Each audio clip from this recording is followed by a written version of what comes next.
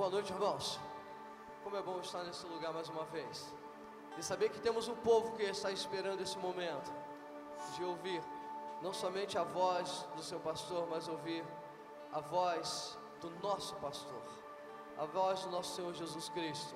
Nós queremos fazer mais uma vez um culto, um momento dessa aproximação. Estamos buscando, irmãos, para que a gente possa estar junto, mesmo com a igreja nas circunstâncias como nós estamos vivendo, mas nós queremos estar junto e fazer desse momento um momento de entrega, de podermos estar juntos como igreja de Nova Vida, de Nova Cidade, estarmos na presença do nosso Deus. Vamos orar então e abençoar tudo que há de acontecer durante esse culto. Oremos então.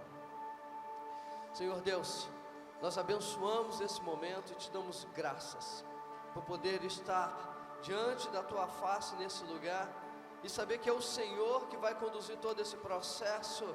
Nos ajuda, ó Deus, simplesmente a tocar no Senhor e receber virtude celestial. Nós abençoamos, Senhor, esse culto em Ti e oramos, agradecido em nome de Jesus, amém e amém. Então vamos louvar ao Senhor, vamos lá? Aleluia. Oh, que bom, querido, te encontrar mais uma vez. Oh, Senhor, nossos corações estão abertos para sentir a Tua presença, o Teu amor. Que o Senhor possa derramar a Tua graça, a Tua bondade, a Tua misericórdia. Senhor, muito obrigada, Deus. Muito obrigada, Senhor. Oh, Pai, entra em nossas casas. Oh, Senhor, seja com a nossa família. Seja, Senhor, com o nosso Brasil. Seja, Deus, com a nossa nação. Oh, seja com cada um de nós, Pai. Espírito Santo, vem e nos encha-nos. Encha-nos, Senhor, da Tua presença. Aleluia. Nós te adoramos, Jesus. Nós te adoramos, Senhor.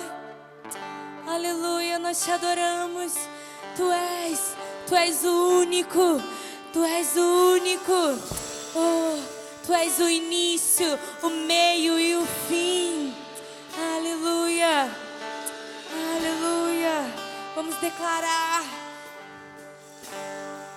Aleluia. Isso eras a palavra, com Deus Altíssimo. O mistério de Tua glória. O mistério de Tua glória, Cristo em Ti se revelou. Ó, quão lindo esse nome é! Ó, quão lindo esse nome é! O nome de Jesus, meu Rei. Ó, quão lindo esse nome é! Maior que tudo Ele é. Ó, quão lindo esse nome é! O nome de Jesus. Será que podemos cantar novamente no início? Aleluia. Tu és, Senhor. No início eras a palavra, com Deus Altíssimo.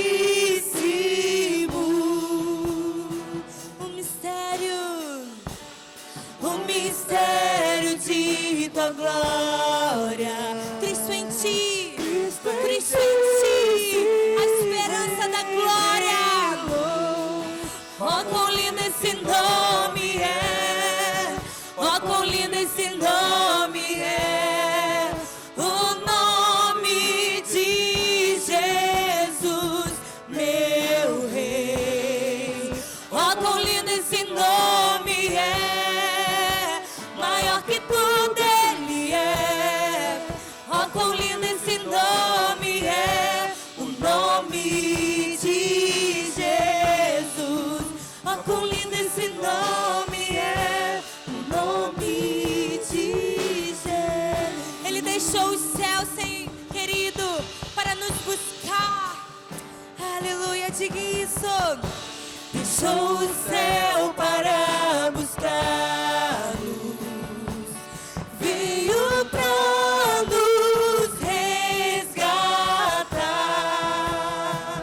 Oh, oh, amor maior que o meu pecado, nada vai, nada vai nos separar. Oh, quão maravilhoso é, oh, quão maravilhoso é o nome de Jesus, meu Rei. Oh, quão maravilhoso é, maior que tudo Ele é. Oh, quão maravilhoso é o nome de Jesus. Oh, quão maravilhoso é o nome de Jesus. Querido, será que você pode entender isso? Que nada, nada pode te separar do amor desse Deus. Ele venceu a morte. Ele venceu a morte. Ó morte, aonde está a tua vitória? Oh, o meu Rei, o meu Deus ressuscitou, ressuscitou. A morte venceste, o véu tu rompeste, a tumba vazia agora está. Será que você pode declarar? O céu te adora, proclama a tua glória, pois ressuscitaste e viveste. Tu és invencível, inigualável, e hoje pra sempre reinará. Porque teu é o reino, teu é o reino, tu é a glória acima de todo. Declare isso, a morte venceste, o véu tu rompeste, a tumba vazia agora está. Os céus te adoram, proclama a tua glória, pois ressuscitaste e vives estás. Poderoso esse nome é, poderoso esse nome. Aleluia, aleluia, aleluia. Tu és invencível, declare isso. És invencível, inigualável, e hoje pra sempre reinará. Porque teu é o reino, e tu é a glória acima de todo nome está. E poderoso esse nome é, poderoso esse nome é, o nome de Jesus, meu Rei. E poderoso esse nome é, maior que tudo Ele é. E poderoso esse nome é, o nome de Jesus. E poderoso esse nome é, o nome de Jesus. Declare isso, querido. Esse Deus é poderoso. Esse Deus é poderoso. Nada, nada é impossível para aquele que crê. Ele é poderoso, poderoso, poderoso esse nome é, poderoso esse nome é, o nome de Jesus.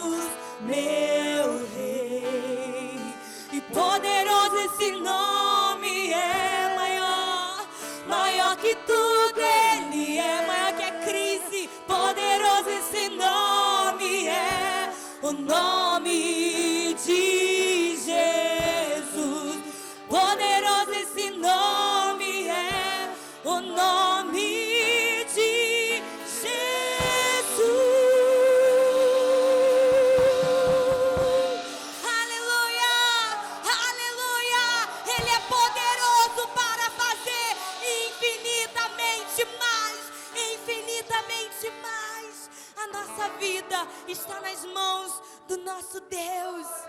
Do nosso Deus, querido. É Ele que cuida, é Ele que opera, é Ele que faz, é Ele que te dá o ar da vida. Então não tenha medo. A sua vida não depende somente de um governador, não depende somente de um presidente. A sua vida depende sim do nosso Deus, o único, o poderoso Deus. A sua vida está nas mãos do Senhor.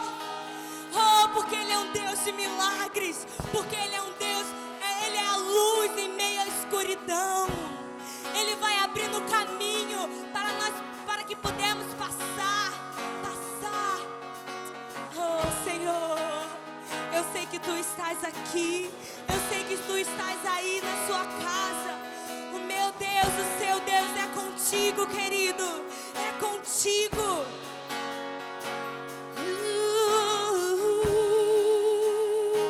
Estás aqui, movendo entre nós. Te adorarei e te adorarei. Estás aqui, mudando destinos. Te adorarei,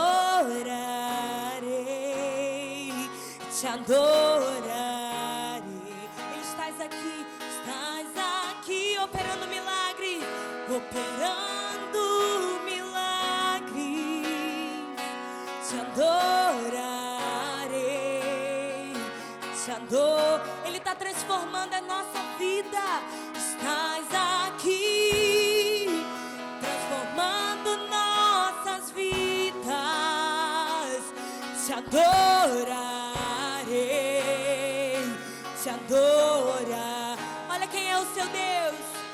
Meu Deus é Deus de milagres, Deus de promessas, caminho no deserto, luz na escuridão. Meu Deus, esse é quem Tu és. Será que você pode declarar isso de novo? Meu Deus é Deus de milagres. Será que você pode cantar Deus com de fé? promessas, Será que você caminho pode no cantar com fé deserto, nesse cântico? luz na escuridão.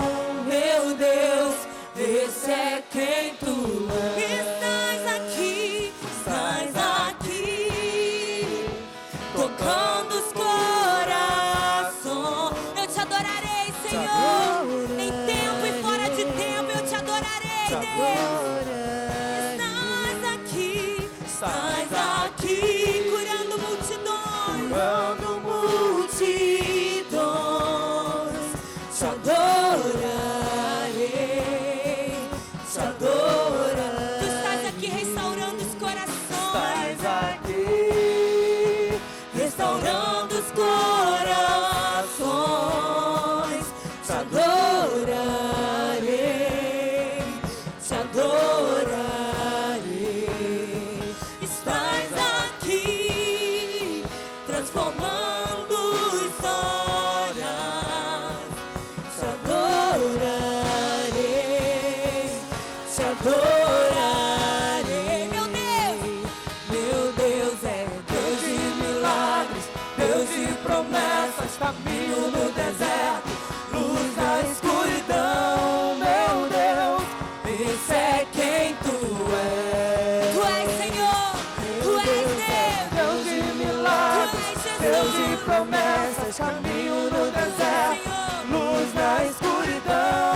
Meu Deus, esse é quem Tu és. Meu Deus, Deus de milagres, Deus de promessas, caminho no deserto, luz na escuridão. Meu Deus, esse é quem Tu és.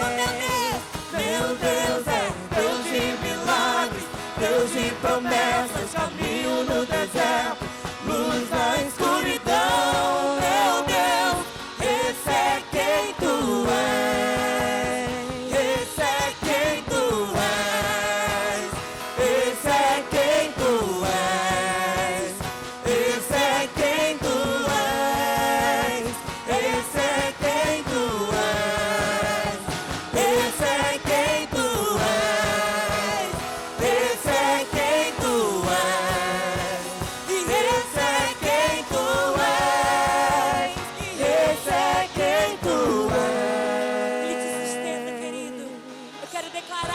sua casa. Eu quero profetizar nessa manhã que Ele te sustenta. Ele te sustenta. É Ele. O teu socorro vem dEle. O teu socorro vem dEle. Me sustenta até quando não vejo, me sustenta até quando não sinto. Meu Deus está no controle. Meu Deus está no controle. Me sustenta até quando não vejo, me sustenta até quando não sinto. Meu Deus está no controle. Meu Deus está. Será que você pode declarar isso e profetizar?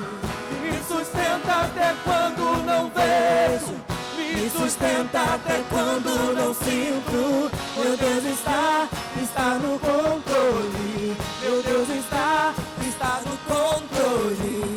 Me sustenta até quando não vejo, me sustenta até quando não sinto. Meu Deus está no controle. Meu Deus Porque está. o meu Deus é Deus de milagres, Deus de promessas, caminho no deserto, luz na escuridão. Meu Deus, esse é quem tu és. Meu Deus é Deus de milagres, Deus de promessas, caminho no deserto, luz na escuridão. Meu Deus, esse é quem tu és.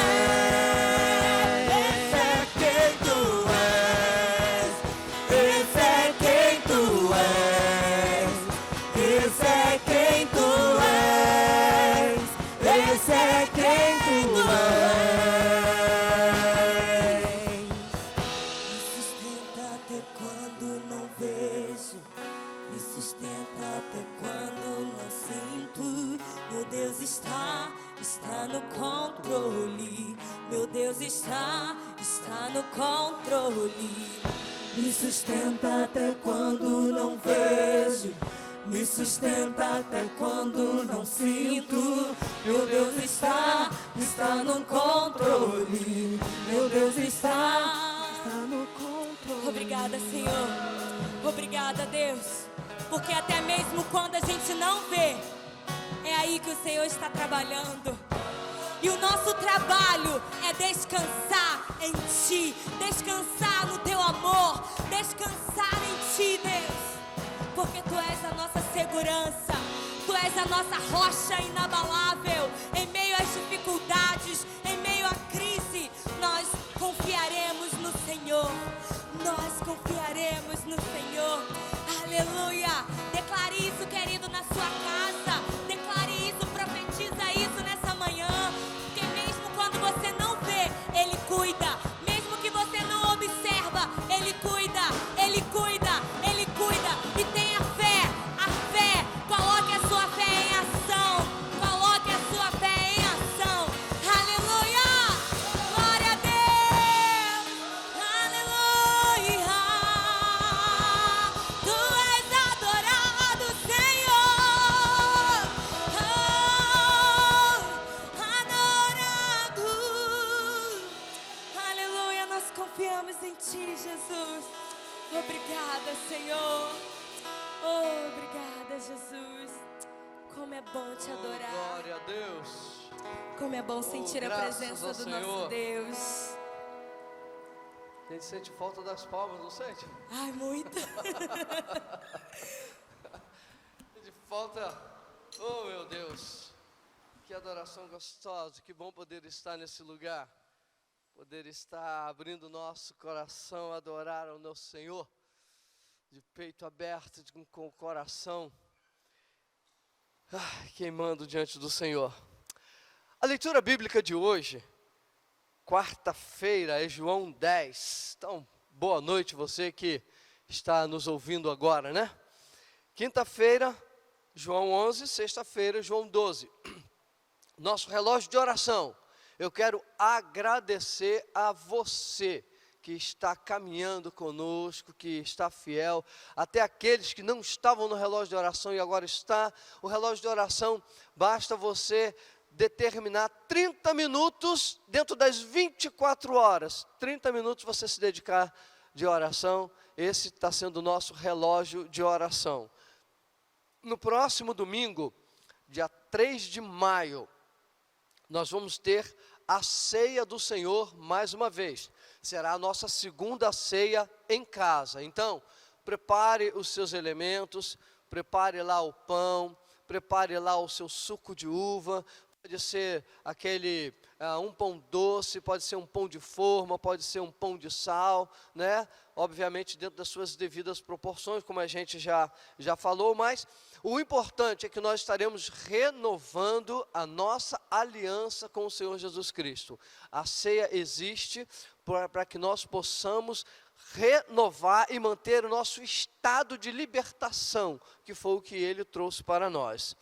Com relação aos nossos dízimos, ofertas de missões, nossas primícias, você tem aí na tela o número das nossas contas bancárias, onde você pode fazer a sua transferência, como os irmãos, na verdade, já o têm feito. Então, está aí essa imagem com as contas bancárias, mas se por algum motivo você tiver alguma dificuldade, você quiser trazer em mãos, ok, nós estaremos aqui, estamos na igreja de segunda a sexta-feira, recebendo o seu envelope, de 9 da manhã a 1 da tarde. Nós estamos aqui para receber o seu envelope de dízimo, de oferta, enfim, receber o seu envelope.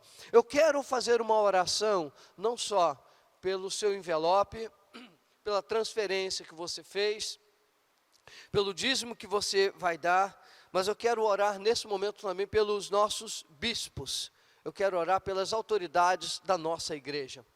Oremos então. Senhor Jesus Cristo, nós colocamos diante de Ti os dízimos, as primícias, as ofertas de missões, enfim. Nós colocamos e apresentamos diante do Senhor os recursos da Tua casa. Obrigado, Senhor, pelo suprimento e o sustento. Tu és Deus. E nesse tempo, ó Deus, de isolamento, quando a Tua igreja, toda a Tua igreja ao redor do mundo, está passando, ó Deus, por circunstâncias difíceis, nós declaramos que é o Senhor que sustenta a sua casa e a sua igreja. Então glorificamos ao Senhor nosso Deus por manter, Senhor, a tua casa em dia. Abençoamos, Senhor, a vida de cada um dos nossos irmãos que são os sustentadores, os investidores dessa casa. Nós abençoamos em nome de Jesus. Abençoamos também, Senhor, as autoridades da nossa igreja, os nossos bispos. Toma, Senhor, os nossos bispos em Tuas mãos. Sustenta, Senhor, e cuida cada um deles. Livra o Senhor de todo o mal. Livra o Senhor de todas as circunstâncias de enfermidade, guardando-os em Ti. Nós abençoamos esses homens, ó Deus, e declaramos, ó Deus, a Tua presença para sustentar a vida de cada um deles, como autoridade da nossa denominação. Nós oramos a Ti, agradecido, em nome de Jesus Cristo, amém e amém. Glória a Deus. Eu quero fazer uma pequena lembrança. Amanhã, aliás, depois de amanhã, amanhã é quinta-feira, depois de amanhã, sexta, e é 1º de maio. Então, depois de amanhã, na sexta-feira, eu quero lembrar a você que nós estaremos fazendo um jejum pela nossa nação, pela nação brasileira. Com certeza você está acompanhando todos os fatos, e esse jejum, ele está vendo no momento muito propício. Algumas lideranças têm determinado fazer um jejum pela nação no dia 1º de maio, e nós achamos por bem nos unir com as lideranças que nós temos no nosso Brasil, lideranças evangélicas de credibilidade, e nos unir, porque a nossa nação precisa literalmente das nossas orações e do nosso jejum. E eu tenho dito o seguinte: tudo vai ficar bem. Aliás, tudo vai ficar bem? Será que tudo vai ficar bem? Tudo vai ficar bem se tiver oração. Tudo vai ficar bem se intercedermos pelo país. Tudo vai ficar bem se tiver jejum. Porque, pelo que a gente tem ministrado e tem visto, Deus só age se o povo entrar nessa brecha. Por isso que amanhã nós estaremos com o nosso jejum. Não amanhã, desculpa, depois de amanhã, sexta-feira, no dia 1º de maio, com o nosso jejum pela nação brasileira. Vamos ministrar a palavra do Senhor e eu vou pedir você para abrir a sua Bíblia no livro de João. João no capítulo 6. Nós vamos ler aí João 6, de 1 a 5, e depois nós vamos saltar e vamos fazer a leitura de 9 a 17. Então, abra sua Bíblia comigo e vamos fazer a leitura aí de João, capítulo 6, no verso 1, a princípio de 1 a 5. Vamos ler então a Bíblia. E diz assim: depois destas coisas, atravessou Jesus o mar da Galileia, que é o de Tiberíades. Seguia-o numerosa multidão, porque tinham visto os sinais que ele fazia na cura dos enfermos.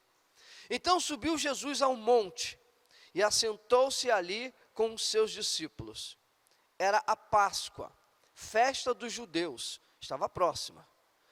Então, Jesus, erguendo os olhos e vendo que grande multidão vinha ter com ele, disse a Filipe: onde compraremos pães para lhes dar a comer? Verso 9. Está aí um rapaz que tem 5 pães de cevada e 2 peixinhos. Mas isto, o que é para tanta gente? Verso 10. Disse Jesus: fazei o povo assentar-se, pois havia naquele lugar muita relva. Assentaram-se, pois, os homens em número de quase 5.000. Então Jesus tomou os pães e, tendo dado graças, distribuiu-os entre eles. E também, igualmente, os peixes, quanto queriam. E quando já estavam fartos, disse Jesus aos seus discípulos: recolhei os pedaços que sobraram, para que nada se perca. Verso 13. Assim, pois, o fizeram, e encheram 12 cestos de pedaços dos 5 pães de cevada, que sobraram aos que haviam comido. Vendo, pois, os homens o sinal que Jesus fizera, disseram: este é verdadeiramente o profeta que devia vir ao mundo. Sabendo, pois, Jesus que estavam para vir, com o intuito de arrebatá-lo para o proclamarem rei, retirou-se novamente sozinho para o monte. 16. Ao descambar o dia, os seus discípulos desceram para o mar, e tomando um barco, passaram para o outro lado, rumo a Cafarnaum. Já se fazia escuro, e Jesus ainda não viera ter com eles. Vamos orar? Senhor, nós abençoamos esse momento e declaramos a Tua palavra, ó Deus, ministrada sobre nós, e o Teu Espírito sobre a nossa vida, para nos dar a entender os Teus secretos, os Teus segredos. O Senhor possa falar conosco mais uma vez. A cada vez que formos à Tua presença, nós vamos, Senhor, carentes de ouvir a Tua voz. E assim, Senhor, nós declaramos o Senhor ministrando sobre nós. Nós o fazemos em nome de Jesus Cristo. Amém e amém. Esse texto que nós lemos aqui, dizendo inclusive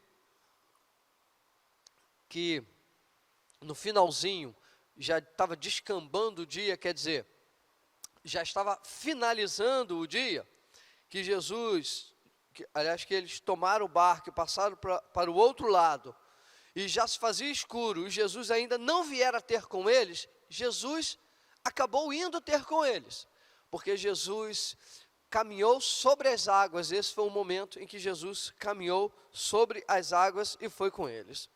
Mas, voltando aqui, lá no verso 1, diz assim: depois dessas coisas atravessou Jesus o mar da Galileia, que é o de Tiberíades. Depois destas coisas, a que se refere? Está falando aqui o que depois dessas coisas? No capítulo anterior, esse que nós lemos foi o 6. No capítulo anterior, no capítulo 5, Jesus curou um paralítico que estava há 38 anos no tanque de Betesda, e ele esperava o anjo descer, mover as águas para ser curado. E Jesus curou aquele homem. Uma atitude interessante foi daquele homem que, depois de curado, ele foi para o templo muito interessante. A impressão que dá, pelo menos a princípio, foi um momento até de gratidão, porque 38 anos enfermo e paralítico no lugar, ele é curado e ele se dirige para o templo. Acreditamos que houve ali por parte dele, uma gratidão a Deus. Esse foi o evento no capítulo 5 que nós estamos nos referindo. Já agora no capítulo 6, e isso no capítulo 5 é lá na Judéia, quer dizer, a uma distância de 140 quilômetros na Judéia, esse evento desse homem que foi curado. Jesus, no capítulo 5, está em Judéia, no capítulo Judéia, Jerusalém. No capítulo 6, ele já está em Galiléia, que é 140 quilômetros ao norte. 140 quilômetros, para você ter uma noção, é mais ou menos como de São Gonçalo a Cabo Frio. Foi o trajeto que Jesus fez, e aquilo a gente sabia que era o trajeto caminhando, era andando. Jesus saiu da Judéia, e agora no capítulo 5, e agora no capítulo 6, ele está na Galiléia. Então, no verso 2, diz, seguiam numerosa multidão, porque tinham visto os sinais que ele fazia na cura dos enfermos. O ministério de Jesus seguia forte, ministério de cura. Onde Jesus estava, havia literalmente da parte do Senhor, porque eram sinais, então era cura.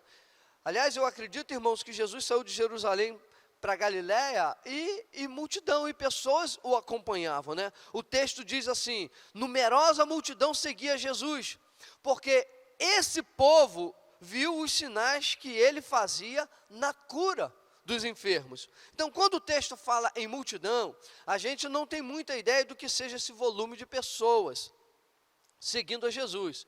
O texto que nós lemos fala uma multidão de 5.000 homens, mas ainda se contam as crianças, ainda se contam as mulheres. De qualquer forma, o número 5.000 pessoas, naquele momento ali, era um número expressivo. E os sinais de cura que Jesus fazia, estava atraindo cada vez mais aquele povo para ele. Na sequência, houve um sinal que estava para acontecer. Não era de cura. No capítulo 5 fala de cura. E no capítulo 6, diz que eles seguiam a Jesus por causa do sinal de cura. Mas agora está para acontecer mais um sinal. E não é sinal de cura, é o sinal da multiplicação dos pães.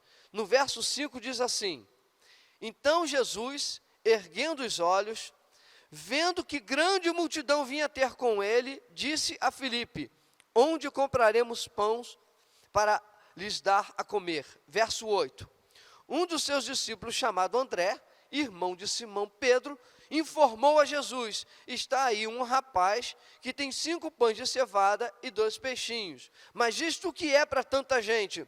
E aí Jesus fala para eles se assentarem, e naquele momento divide os pães, e interessante que no verso 11, diz que dividiu igualmente os peixes quanto queriam. Em outras versões falavam que comiam à vontade, quer dizer, a multiplicação, ela estava dentro da fome de cada um. Então, enquanto tinha fome, enquanto se comia, continuava se multiplicando. Então, Jesus providenciou ali uma refeição farta, com pouco alimento na mão, mas houve uma refeição farta. Foi mais um sinal extraordinário que a gente vê aqui nesse relato de João. A refeição foi abundante, que sobrou mais do que aquela quantidade que havia disponível no início. No início, 5 pães e 2 peixinhos, peixe não sobrou, sobrou pão, mas foram vários cestos que sobraram aí. Mas que tremendo é como eles podiam comer, né? Sem preocupação. Um detalhe que eu percebi aqui, era que, pelo jeito, todo aquele povo estava sem comer já há um tempo, porque havia uma preocupação por parte do Senhor Jesus. Imagina, 5.000 pessoas famintas, 5.000 pessoas ali sentindo fome, e no meio daquela multidão encontraram um rapaz com um lanche, e um lanche muito bom. Ele estava com 5 pães e 2 peixes, ele estava provisionado para ficar muito tempo ali naquele lugar, quando a maioria não tinha o que comer. E no verso 14 diz assim, vendo, pois, os homens o sinal que Jesus fizera, disseram, este é verdadeiramente o profeta que devia vir ao mundo. Aí a festa acabou, todo mundo está alimentado, todos comeram à vontade, todos estavam fartos, satisfeitos, renovados, revigorados com certeza. A alegria era tão grande, era tão boa dentro deles que eles decidiram fazer algo. Eles, depois de comerem e ver que uma pessoa trouxe aquilo para eles, eles resolveram então fazer Jesus rei deles à força. Há traduções que falam, versões que falam à força, outros, essa aqui que nós lemos, fala arrebatá-lo. No verso 15 diz: sabendo, pois, Jesus que estavam para vir com o intuito de arrebatá-lo, para o proclamarem rei, quer dizer, para fazê-lo rei, quer ele queira ou quer ele não queira, assim de supetão, assim à força, vamos lá, retirou-se. Olha o que Jesus fez, retirou-se novamente sozinho para o monte. Jesus, ele resolutamente, os homens resolutamente caminhavam para fazer Jesus um rei. Eles queriam fazer isso, mas aconteceu algo aqui. O rei, o que estava no coração deles, qual era o sentimento deles? Um rei, porque eles queriam fazer isso. Eles acabaram de ser alimentados, eles se sentiram amados, se sentiram protegidos, se sentiram guardados. Um rei cuida, um rei dá segurança, e eles viram: esse rei é perfeito. A gente não tem dificuldade de se submeter a um rei como esse. Eu imagino a sensação daquela gente de estar ao lado de alguém que transmita assim segurança, que transmita autoridade, que transmita seriedade naquilo que faz. A sensação de estar do lado de alguém como eles estavam se sentindo ao lado do Senhor Jesus Cristo. E Jesus percebeu a situação no meio daquele povo, no meio daquela multidão, e ele foi, 5.000 homens, imagina, no meio daquele povo, um grupo veio em direção a ele, e ele conseguiu no meio daquele todo mundo se esquivar, e daqui a pouquinho, onde é que está Jesus? A Bíblia fala que o Senhor Jesus Cristo se ausentou, ele saiu para o monte, embora no verso 3 já diz que ele já estava no monte. Provavelmente ele estava no próprio monte, se ausentou ali no próprio monte, fora do olhar daquelas pessoas. E eu acredito que ele continuou ali. Jesus saiu, obviamente, assim, bem discreto, bem de fininho, sem se despedir. Jesus não se despediu nem dos discípulos. Ele, na verdade, quando ele percebeu a situação, onde é que estava Jesus? Ninguém mais sabia onde ele estava. Eu quero ler o verso 16 e o verso 17. Diz assim: ao descambar o dia, quer dizer, o descambar o dia significa no final do dia, né? Ao descambar o dia, os seus discípulos desceram para o mar. E tomando um barco, passaram para o outro lado, rumo a Cafarnaum. E já se fazia escuro. E Jesus ainda não viera ter com eles. Nessa sequência aqui, é quando Jesus caminha sobre as águas e vai ter com eles. Mas os discípulos dizem que eles desceram para o mar. Por que os discípulos desceram para o mar? Eles não sabiam onde estava Jesus. Eles estavam no monte, onde houve essa multiplicação. Os discípulos, de repente, perceberam que Jesus também não estava ali. Então, eles estavam no monte, eles desceram, foram lá para o mar, pegaram um barco e foram para Cafarnaum. Por que eles foram para Cafarnaum? Nós vamos ver aqui no texto. Os discípulos foram para Cafarnaum porque Cafarnaum era a cidade onde o centro do ministério público de Jesus foi estabelecido. Jesus encontrou na cidade de Cafarnaum, que era uma cidade portuária, né? Ali do lago de Tiberíades, lago da Galileia. Então ele se posicionou com o seu ministério público na cidade de Cafarnaum. Então os discípulos: bom, onde está Jesus? Não sei onde está, a gente está perto de Cafarnaum, então vamos descer o monte, vamos pegar o barco e vamos para lá. E assim eles foram, já no final do dia, e sendo que quando eles foram para Cafarnaum, Jesus veio ao encontro deles, como nós dissemos. Eu quero ler agora o verso 22 e 24. Verso 22.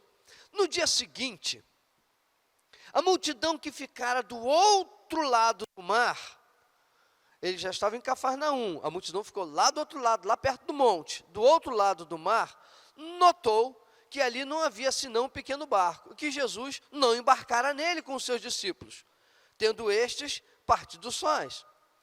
Quando, pois, viu a multidão que Jesus não estava ali, nem os seus discípulos, tomaram os barcos e partiram para Cafarnaum à sua procura.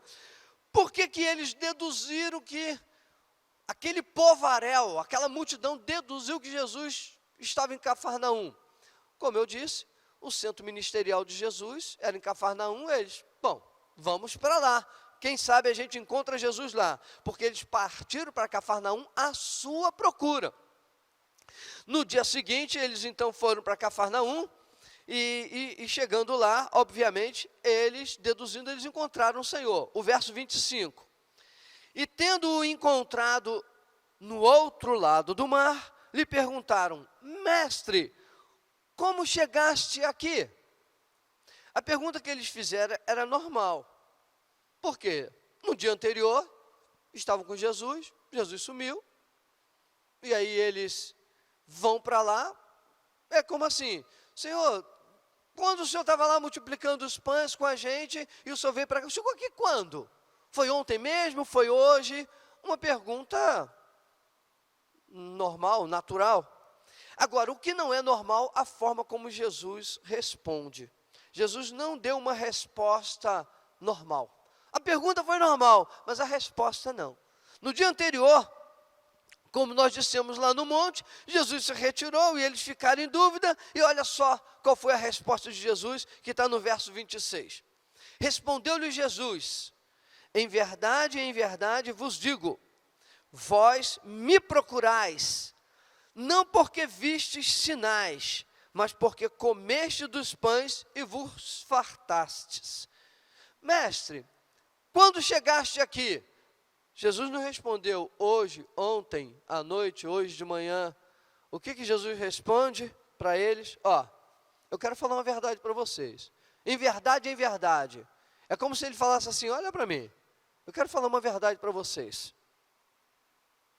Vocês estão me procurando, não porque vocês viram nenhum sinal, mas porque vocês querem pão.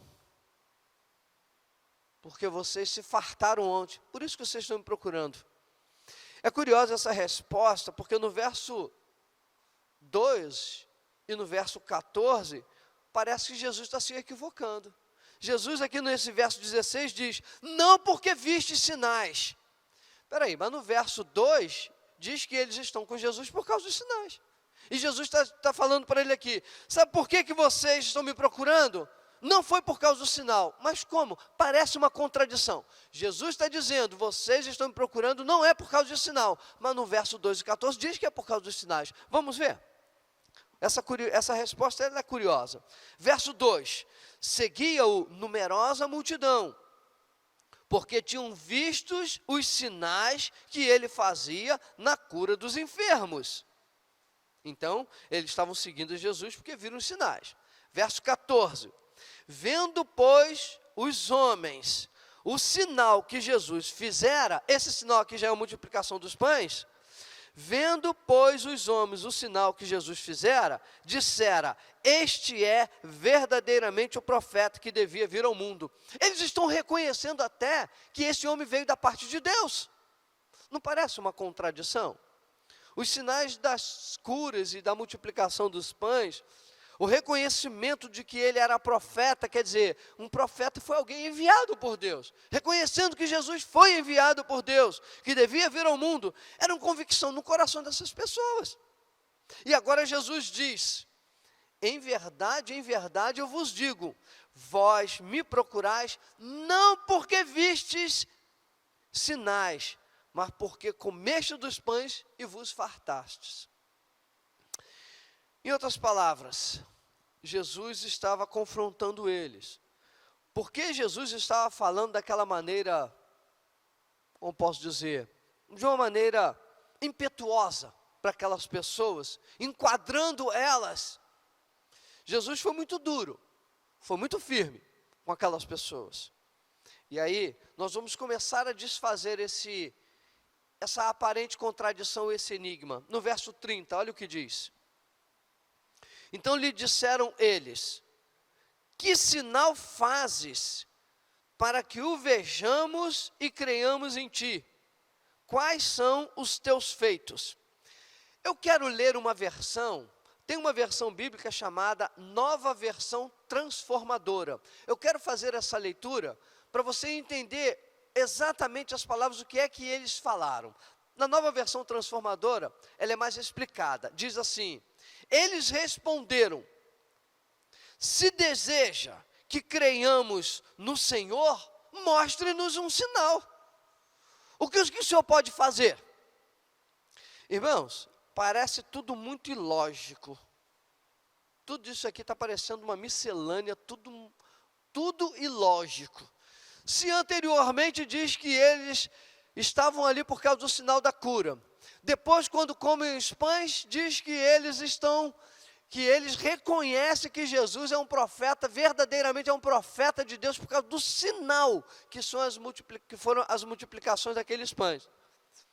E agora Jesus fala para ele assim: vocês não estão me procurando por causa do sinal. E aí eles falam isso. Se o Senhor então deseja que nós criamos em ti, então mostre-nos um sinal. Verdadeiramente Jesus está falando a verdade. Aqueles sinais anteriormente não era algo profundo dentro da vida deles. O relacionamento que eles tinham com o Senhor Jesus Cristo era tão superficial.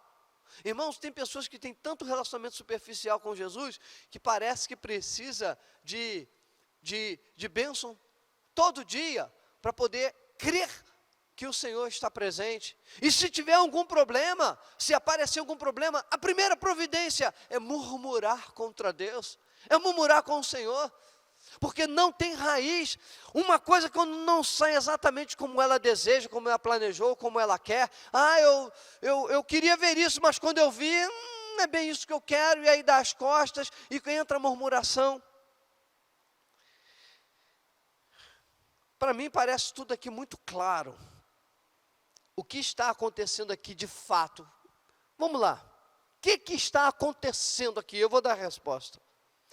O povo estava seguindo a Jesus, mas não olhava para ele, olhava para as mãos dele. O povo estava caminhando com Jesus, sempre numa expectativa do que ele vai fazer. Então, eram pessoas que não tinham relacionamento, não tinham coração em Jesus. Eles eram atraídos pelas bênçãos. Eles eram atraídos pelos milagres, que são os sinais, mas eles não eram atraídos pelo compromisso de ver o Senhor, um profeta de Deus, um respeito, de ter um compromisso de adoração e de amor. Lá no livro de Mateus, Jesus disse assim: hipócritas, bem profetizou Isaías a vosso respeito. Este povo me honra com os meus lábios, mas o seu coração está longe de mim. A multidão estava acostumada a conviver com uma pessoa extraordinária. Gente, há quanto tempo que eles estavam caminhando com Jesus? 1 ano? 2 anos? 3 anos? O fato é que, na cabeça deles, olhar para Jesus e enxergar milagre era sinônimo. Onde ele passa, ele vai fazer alguma coisa. Onde ele passar, vai ter sinal. Então, a mente daquelas pessoas ficou acostumada a ver que durante aquele tempo todo, Jesus estava fazendo milagres, cura, ressuscitando mortos, fazendo maravilhas. Aliás, eles haviam acabado de participar de um super sinal, que foi a multiplicação dos pães. No dia anterior, Jesus tinha multiplicado os pães. Jesus saiu, foi para Cafarnaum. Quando ele chega em Cafarnaum, pergunta: Senhor, o Senhor chegou aqui quando? O Senhor fala: sabe por que vocês estão aqui? Porque vocês comeram pão, porque vocês não creem em mim. Vocês estão aqui porque foram favorecidos. E aí a gente faz lembrar daqueles 10 leprosos, quando ergueram os braços e falaram: Senhor, lembra de nós.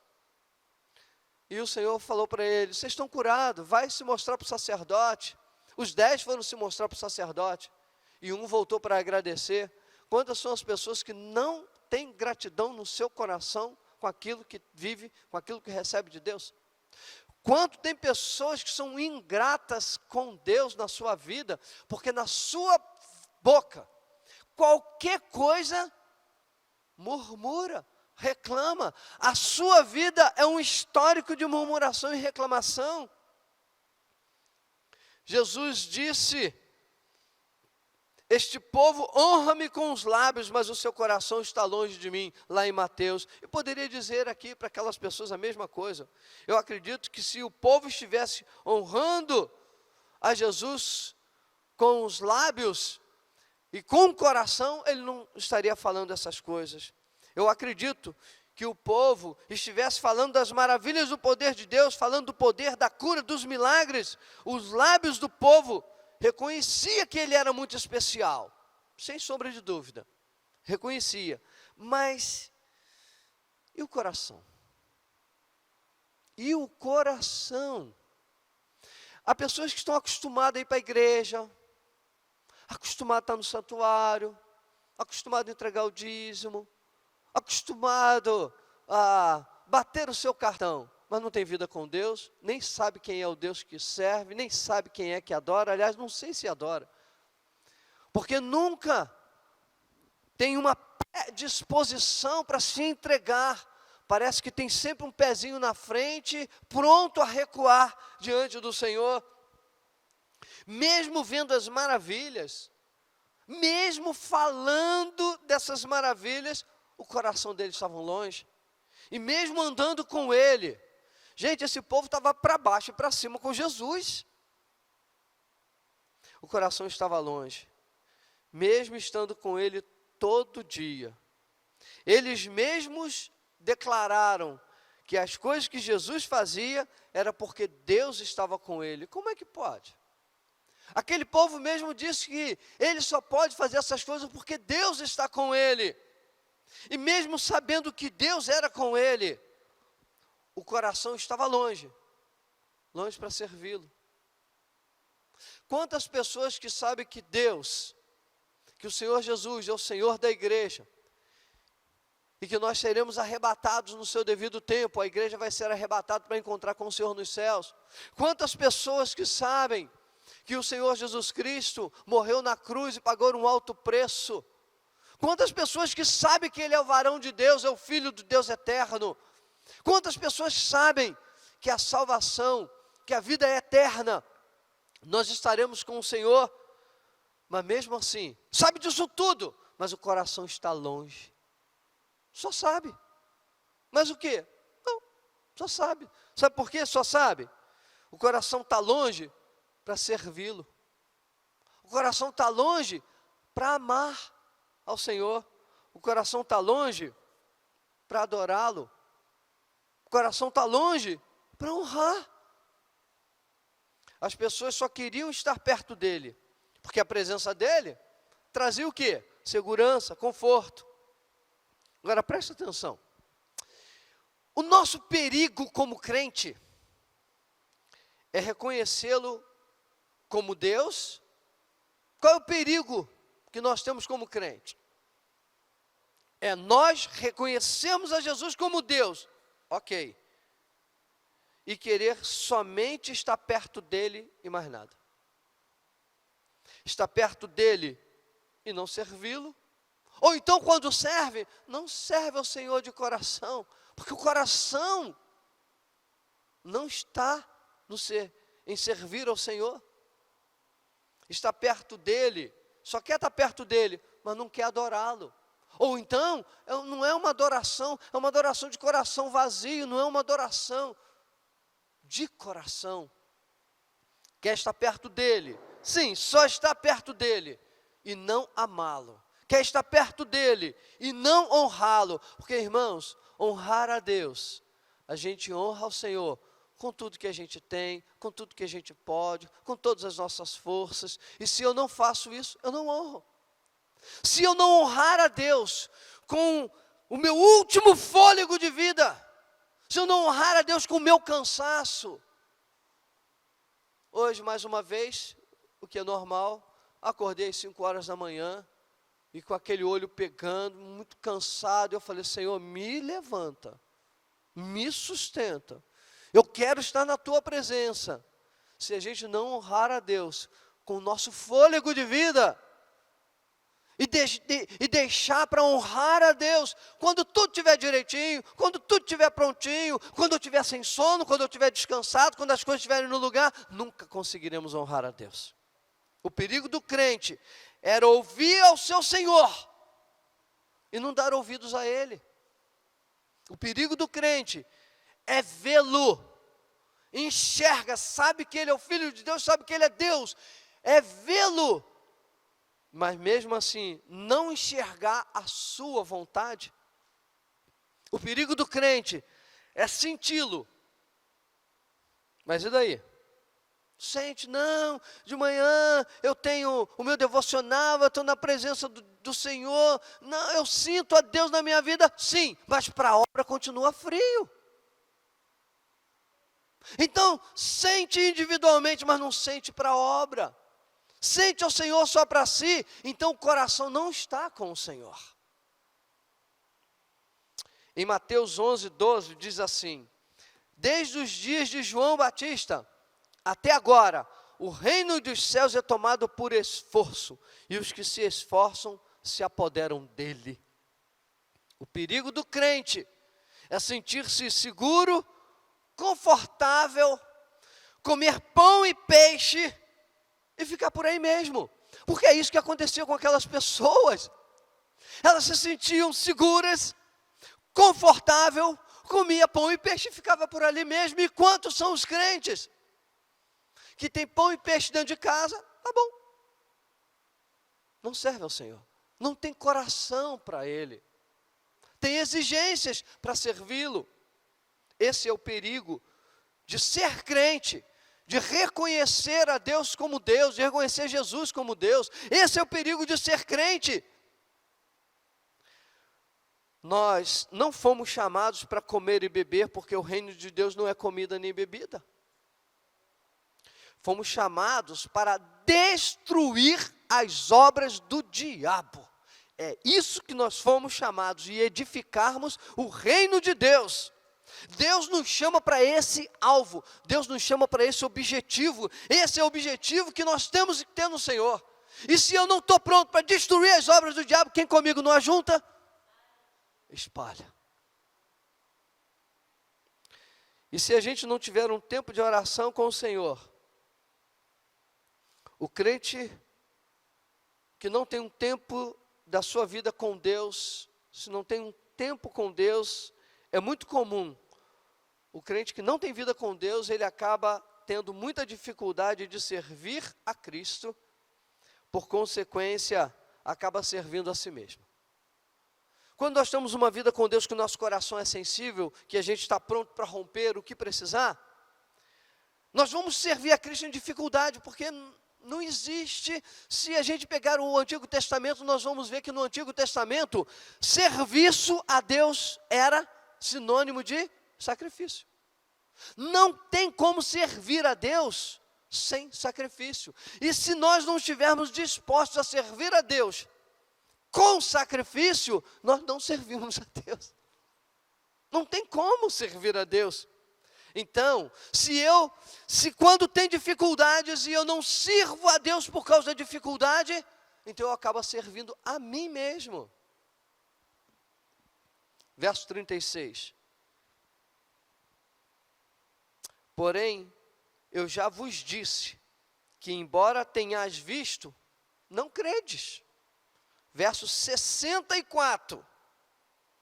Contudo, isso são versos de Jesus identificando a incredulidade do povo, porque Jesus falou com eles: vocês não estão me seguindo por causa dos sinais, é porque vocês não creem em mim, é só por causa do pão. Verso 36, de novo. Porém, eu já vos disse que, embora me tenhas visto, não credes. Verso 64. Contudo, há descrentes entre vós, pois Jesus sabia, desde o princípio, quais eram os que não criam e quem o havia de trair. Bom, Jesus sabia quem o havia de trair, mas nós não vamos falar dessa única pessoa que já sabia que ia trair. o que eu quero dizer aqui nesse texto? Jesus já sabia desde o princípio quais eram os que não criam. Então Jesus sabe quem é o nosso coração, quem nós somos. O Senhor sabe da nossa disposição de amá-lo, de servi-lo, de não estar andando com Jesus, de não ser um membro de igreja, simplesmente porque eu sei que Ele é Deus, simplesmente porque eu tenho uma segurança em saber que eu tenho que estar dentro de uma igreja. E aquele povo fazia isso, eles caminhavam com Jesus porque tinha segurança de estar dentro daquela igreja. Estar naquela igreja com aquele pastor dava segurança, mas eles não serviam aquele pastor. Mas eles não tinham coração em Jesus. Estavam fazendo parte da igreja, então Jesus sabia quem estava na sua igreja e que não cria nele, que não estava disposto. Jesus sabia desde o princípio. Eles não criam, mas já estavam acostumados a andar com Jesus. Quantos membros de igreja que não creem, mas estão acostumados a ir para a igreja? Vai no automático, faz as coisas para Deus no automático, sem honrá-lo e sem crer nele. Aí eu escrevi aqui na mensagem assim: bizarro? Não, não é bizarro. Nós fazemos isso. Sem uma vida com Deus, o que Ele faz por nós, olha para mim, a gente acaba não vendo. Sem um coração nele, sem uma vida com Deus, sem ter vida de oração, sem estar aos pés do Senhor, sem ter um coração quebrantado diante do nosso Deus, o que Ele faz por nós a gente não vê. A nossa memória se torna tão curta das coisas que Deus faz que a gente é ingrato. Está arriscado passar um ano inteiro dizendo: não teve nada de bom nesse ano na minha vida. É ingratidão. Mas por que existe essa ingratidão daqueles que são chamados servos de Deus, estão na igreja de Jesus, caminham com Jesus, igual lá naquele tempo? Porque acostumaram. Acostumou a ser crente. Não acostumou a ser homem, jovem, mulher de Deus. Acostumou a ser crente. Acostumou. Sem uma vida com Deus, nós caminhamos com Ele sem honrá-lo. A gente já acostumou, mas não honra ao Senhor. A obra de Deus é maior que comida, bebida e cura.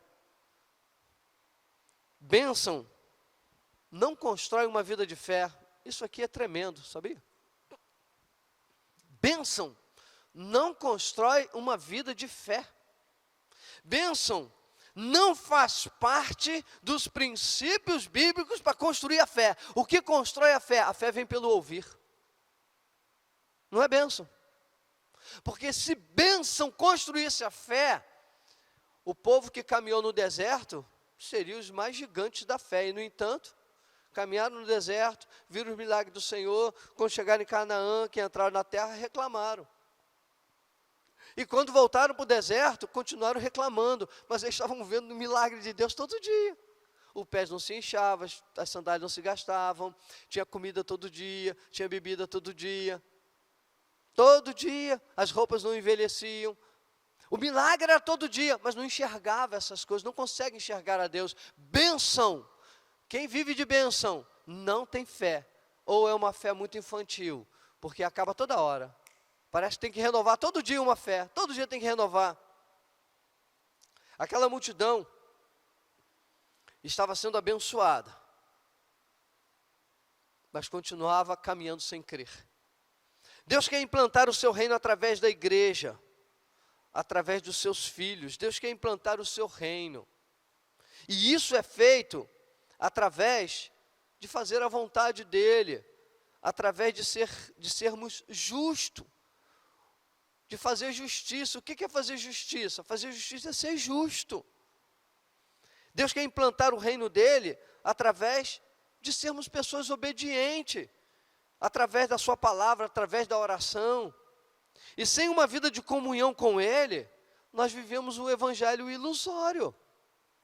Viver uma vida de comunhão com o Senhor, viver uma vida de comunhão com Ele, na verdade, sem uma construção de comunhão com Ele, é uma vida ilusória. O Evangelho, esse Evangelho de poder, ele se torna apenas nominal, sem qualquer efeito de poder em nós. Muitas daquelas pessoas que andavam com Jesus, passaram ouvindo a mensagem do Senhor. Anos e anos com Jesus, vamos dizer, todo dia, quantas vezes por dia, caminhando com o Senhor. As pessoas ouviam, passaram quanto tempo ouvindo a mensagem do Senhor? Irmãos, ouvir mensagem tem seus limites, tem as suas limites, que eu falo limitações. Agora, eles tinham o privilégio de ouvir uma mensagem genuína, diretamente da fonte, e continuaram sem mudança de vida. O problema é quem prega ou quem ouve. O problema está no pastor ou em quem está ouvindo o pastor. Porque uma vez que você identifica que você tem confiança no seu pastor, então passa a olhar para você. Aquele povo estava recebendo uma mensagem, eu acho que melhor mensagem, acho não, né? Até uma afronta. Melhor mensagem não poderiam receber. Genuína, da fonte, do próprio Cristo, do próprio Filho de Deus encarnado, do próprio Deus. E que efeito teve na vida deles? Não teve efeito. Acostumados. Sabe por quê? Se não tiver sacrifício, se não tiver entrega, se não abrir mão das murmurações, a gente continua sendo as mesmas pessoas todo dia. E a nossa vida não muda somente ouvindo pregação. A pregação da palavra de Deus sozinha, preste atenção. A pregação, ouvir a pregação da palavra de Deus sozinha, só a pregação, não é suficiente para uma transformação de vida. Tem gente que ouve pregação todo dia, mas o seu cristianismo é pobre. O conhecimento é profundo, mas a fé é rasa. Sem uma vida com Deus, somos crentes superficiais. E por mais que Deus faça pela nossa vida, por mais que Ele multiplique os pães, por mais que Ele se faça presente, parece que o Senhor tem que provar para nós todo dia que Ele é Deus. Sem uma vida com Deus, nós somos crentes superficiais. A nossa nação, irmãos, está à beira de um caos. Só a oração pode salvar a nossa nação. Eu disse agora há pouco que a oração, que aliás, que Jesus veio para destruir as obras do diabo, mas Jesus, Ele veio e deixou para nós essa incumbência. Nós fomos delegados, autoridade delegada, e é o nosso compromisso, a nossa oração, para destruir as obras do diabo. Soberano de toda a terra, o nosso Deus, que é o soberano de toda a terra, Ele aguarda a manifestação dos filhos de Deus, para que através das nossas vidas, o Senhor possa implantar o seu reino e a sua justiça. O Senhor está aguardando a manifestação dos filhos de Deus. Agora, enquanto eu não crescer como crente, enquanto eu não crescer na obra, eu vou ficar preso a pequenas coisas. E aí a minha vida acaba, da imaturidade, acaba não me permitindo fazer o que Deus tem para que eu faça. Eu acabo não enxergando o que Ele quer, porque Ele quer que eu enxergue lá na frente, mas eu continuo com a visão curta. Então o que Deus tem para mim, eu preciso crescer. Eu lembro de tantas coisas na minha vida, na nova vida do Alcântara.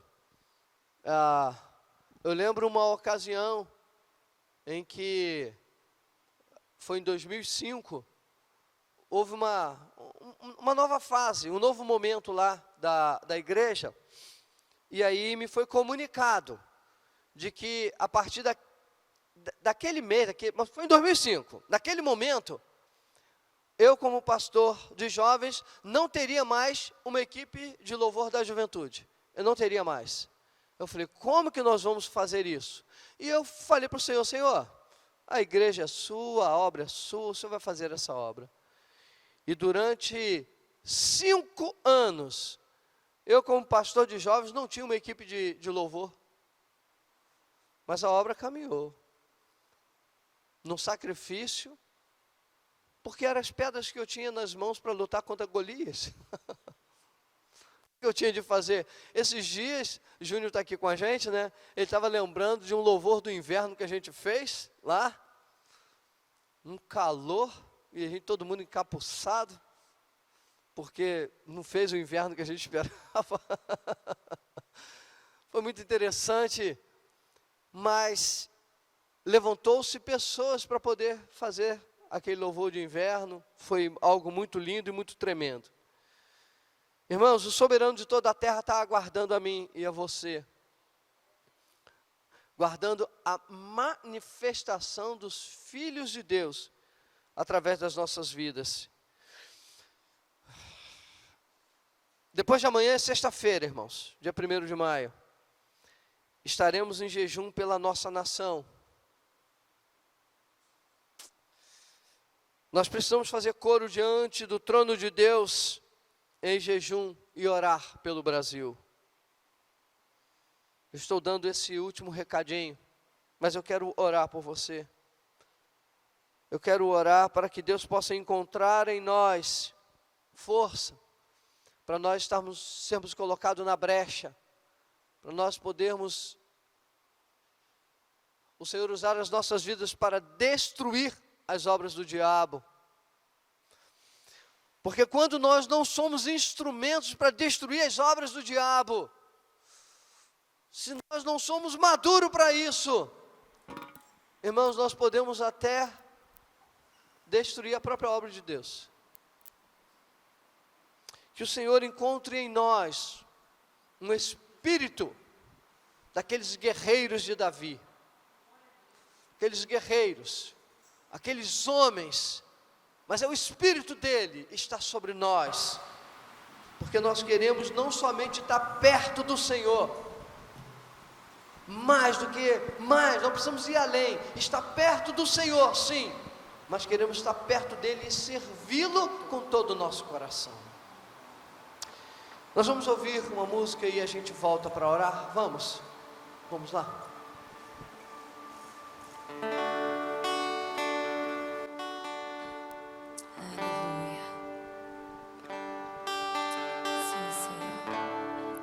Nós cremos em Ti, Jesus.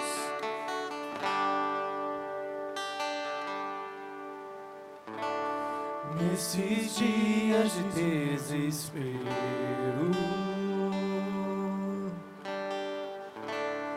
incerteza e medo há,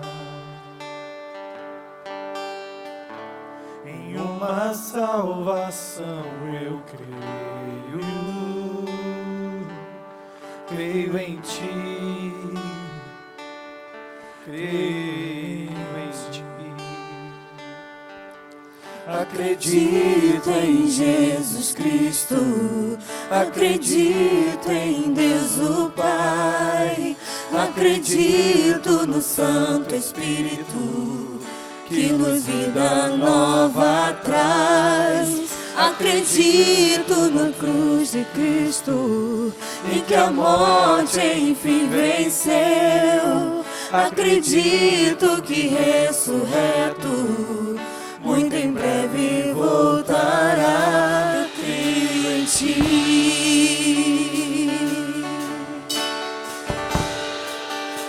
Sim, Jesus. Nossa fé não sejam hinos, apenas notas em canções, e mesmo em tentações e pra cruz, creio em Ti, creio em Ti. Acredito em Jesus Cristo,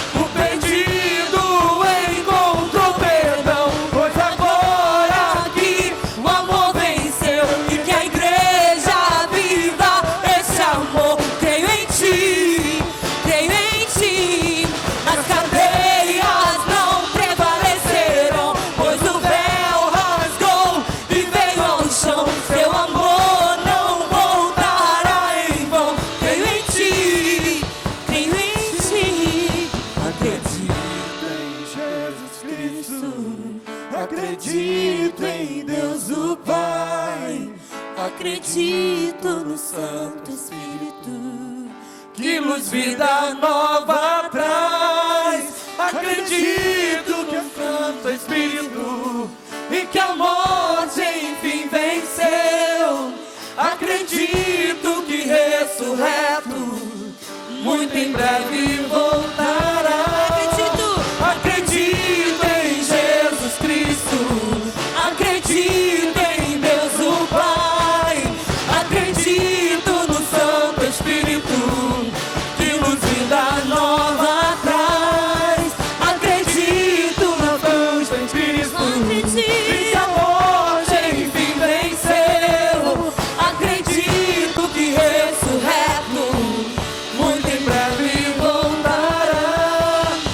Detido encontrou perdão, pois agora aqui o amor venceu. E que a igreja viva esse amor. Creio em ti, creio em ti. As cadeias não prevaleceram, pois o véu rasgou e veio ao chão. Seu amor não voltará em vão. Creio em ti, creio em ti. nós acreditamos Nós em acreditamos Ti. em Ti, Senhor. Nós cremos em Ti. Não queremos, Senhor, repetir a história daqueles homens, 5.000 homens, daqueles homens que faziam parte da sua igreja, que caminhava contigo, Senhor, e no entanto estavam acostumados a estar contigo. Só virou costume. Nós não queremos que vire costume em nós. Cada vez que estivermos nesse santuário, nós queremos estar corpo, alma e espírito. Cada vez que entrarmos na Tua presença, queremos que seja uma entrega do nosso fôlego de vida, que possa Te honrar. Não queremos estar aqui acostumados. Encontre em nós, Senhor, um coração puro e reto na Tua presença. Queremos Te ouvir, queremos dar ouvidos ao Senhor, queremos Te amar com atitudes de sacrifício, meu Deus.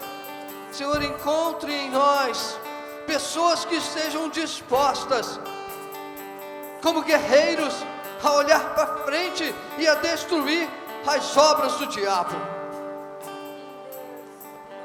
Nós fomos chamados, Senhor, para muito mais do que viver uma vida confortável de comer pão e peixe. Nós não fomos chamados porque o reino de Deus não é comida e bebida. O Teu reino, Senhor, é sacrifício, é entrega, é sofrimento, é humilhação. O Teu reino, Senhor, Ele é feito com homens que seguram num arado e não olham para trás. Sustenta, Senhor, as nossas mãos, porque o arado é um instrumento agrícola pesado, e o Senhor usou essa ilustração para dizer que precisamos da força do Senhor para segurar o arado. Não é qualquer um que segura o arado, não é qualquer um que vai preparar a terra para jogar a semente, não é qualquer um que vai obedecer ao Senhor, não é qualquer um que vai Te servir. Senhor, nós queremos, não queremos fazer parte da igreja que só anda, que Te ouve e não dá ouvidos, que Te vê e não enxerga. Nós somos uma igreja, ó Deus, levantada pelo Senhor, para ir além do que pedimos ou pensamos, e nós colocamos em Tuas mãos o Teu povo, a igreja de Nova Vida, de Nova Cidade. Sustenta, ó Deus, Ajuda cada um desses teus filhos a construir uma vida de atitude, uma vida de oração, uma vida de entrega na tua presença. Eu abençoo, Senhor, a cada um dos meus irmãos e oro agradecido, em o nome do Senhor Jesus Cristo. Obrigado, Senhor. Amém e amém. Glória a Deus. Uma boa noite a todos. Que Deus abençoe rica e abundantemente.